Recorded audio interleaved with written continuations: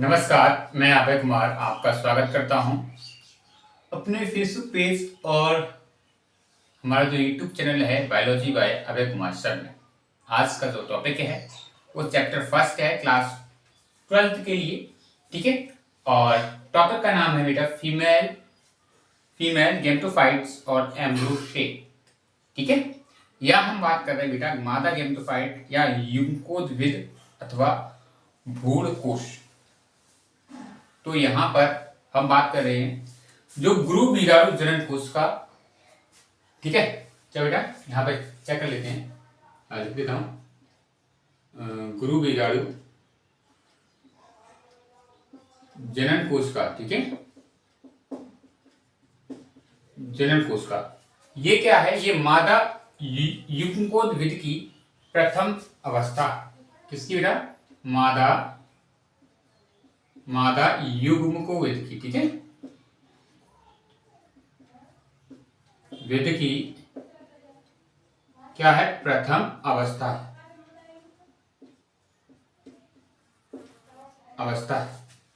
ये आपको समझ में आया होगा कि गुरु बीजाणु जनन कोश का क्या है बेटा? मादा युग्मकोद्भिद की प्रथम अवस्था है। यहां पे जैसे मैंने आपको बताया, यह क्या करती है बेटा?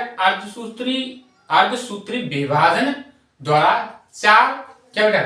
अर्धसूत्री, ठीक है। यह है अर्धसूत्री विभाजन द्वारा, क्या बेटा? विभाजन द्वारा क्या कर रही है बेटा? चार अगुणित गुरु बीजाणु कोशिकाएं बनाती है। क्या बेटा? विभाजन द्वारा क्या कर रही है? चार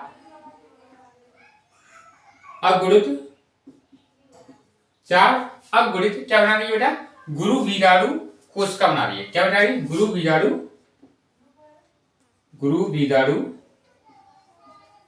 कोशिका बना रही है। जैसे मैंने आपको थे इससे पहले वाले टॉपिक में कोशिका बनाती है।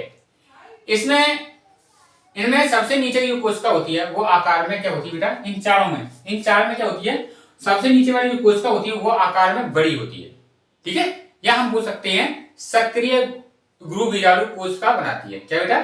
बड़ी होकर क्या बनाती है? इन चार में एक कोशिका जो होती है, चार, इनमें सबसे नीचे की कोशिका, ठीक है। इनमें सबसे नीचे की कोशिका क्या बनाती है बेटा? आकार में बड़ी होकर, आकार में बड़ी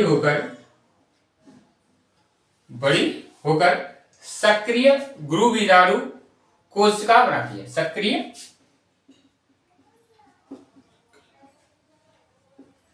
गुरु बीजाणु कोशिका बनाती है, ठीक है। इन चार में से वो सबसे बड़ी कोशिका वो क्या बना रही है? सक्रिय गुरु बीजाणु।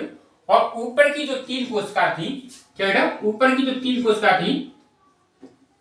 कोशिका ये क्या हो जाती है? विघटित हो जाती है। तो आशा कर रहा हूं यह टॉपिक आपको समझ में आया होगा और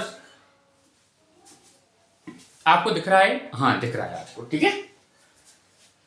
ऊपर तीन विघटित हो जाती हैं।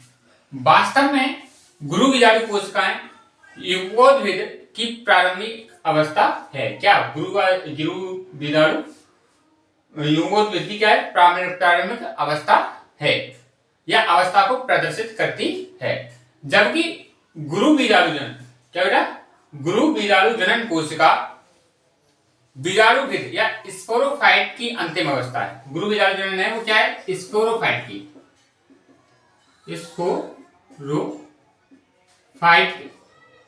की क्या है बेटा? अंतिम अवस्था है।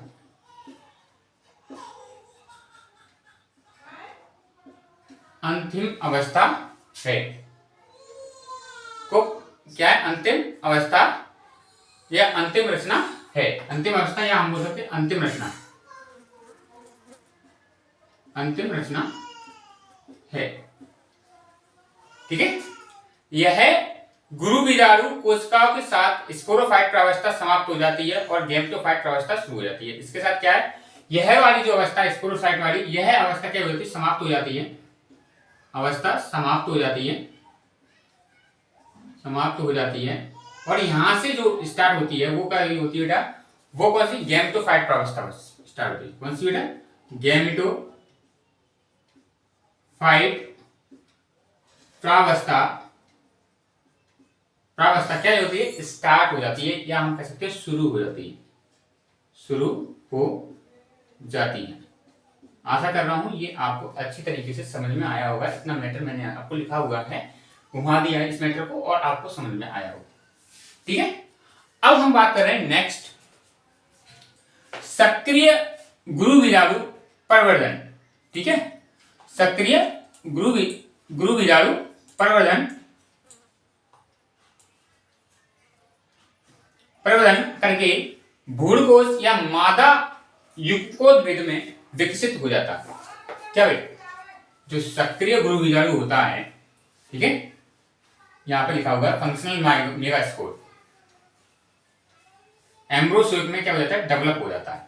ठीक है, सक्रिय गुरुविजाणु, सक्रिय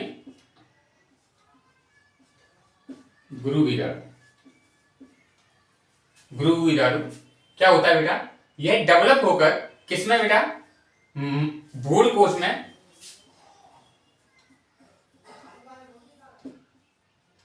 भ्रूणकोश में क्या हो जाता है बेटा, विकसित हो जाता है, या मादा युक्कोद्भिद में विकसित हो जाता है, या मादा युक्कोद्भिद में क्या हो जाता है बेटा, विकसित हो जाता है, विकसित हो जाता है। इसके बाद क्या होता है, इसका जो केंद्रक होता है वो एक समसूत्री विभाजन द्वारा दो संतति केंद्रक बनाता है। क्या बेटा, इसका जो केंद्रक होता है वो क्या करता है, एक समसूत्री विभाजन द्वारा दो केंद्रक बनाता है। ठीक है, यहाँ पे दिया हुआ है, ये क्या कर रहा है, दो केंद्रक बना रहा है समसूत्री विभाजन द्वारा, समसूत्री विभाजन द्वारा दो संतति केंद्रक बनाता है, दो संतति केंद्रक बनाता है, केंद्रक बनाता है। आशा कर रहा हूं ये सारा कुछ आपको समझ में आ रहा होगा। ठीक है, इसके बाद हम बात कर रहे हैं, ये विपरीत ध्रुवों पर आ जाते हैं। क्या बेटा, ये विपरीत ध्रुवों पर आ जाते हैं। दो बार विभाजित होने पर प्रत्येक संतति में से दोनों ध्रुवों पर केंद्रक बन जाते हैं। क्या तीनों केंद्र ध्रुवों पर चार केंद्रक बन जाते हैं। ठीक है, ये क्या होता है कि अलग अलग ध्रुवों पर पहुंच जाते हैं। ठीक है, आमने सामने दो साइड, मतलब हम कह सकते हैं चार केंद्रक बन जाते हैं प्रत्येक संतति केंद्र के दोनों ध्रुवों पर। ठीक है, प्रत्येक संतति केंद्र पर कितने, या ध्रुवों पर चार संतति केंद्र बन जाते हैं, चार संतति केंद्र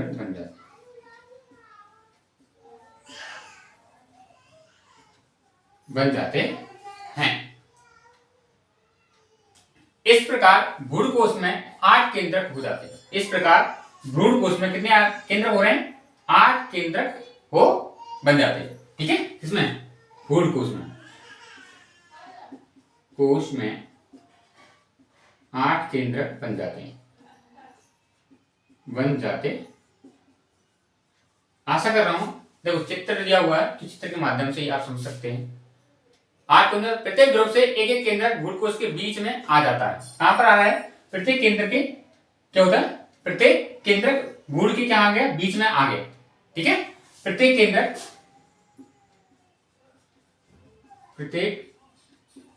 केंद्रक या एक एक केंद्रक भ्रूण के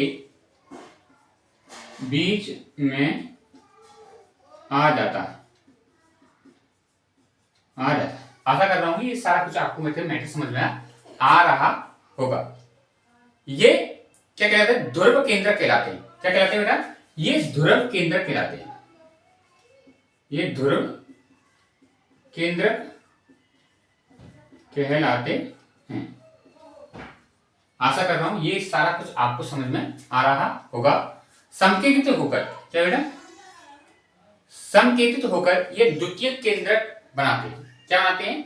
समकेंद्रित होकर ये द्वितीयक, या हम फ्यूजन न्यूक्लियस बोल सकते हैं, या इसे ही हम सेकेंडरी न्यूक्लियस बोलते हैं। ठीक है, यहाँ पर ये क्या बना रहे हैं? द्वितीयक केंद्रक बना रहे हैं। आशा कर रहा हूं ये भी आपको अच्छी तरीके से समझ में आ रहा होगा। ठीक है, क्या सेकेंडरी, ठीक है, यह द्वितीयक केंद्रक, द्वितीयक केंद्रक बनाते हैं, द्वितीयक केंद्रक बनाते हैं। तो बीजांड द्वार की ओर स्थित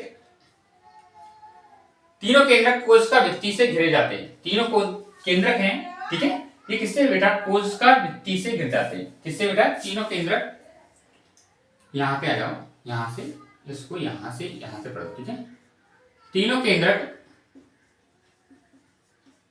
किससे गिर रहे हैं? कोशिका भित्ति से गिर जाते हैं। कोशिका भित्ति से गिर जाते हैं, भित्ति से गिर जाते हैं,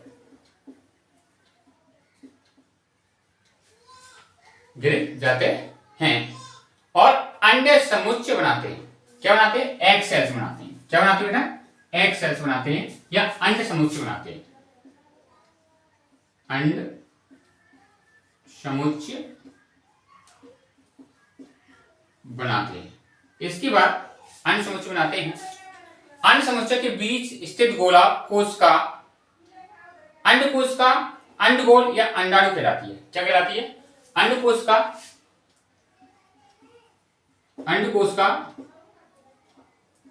या अंडगोल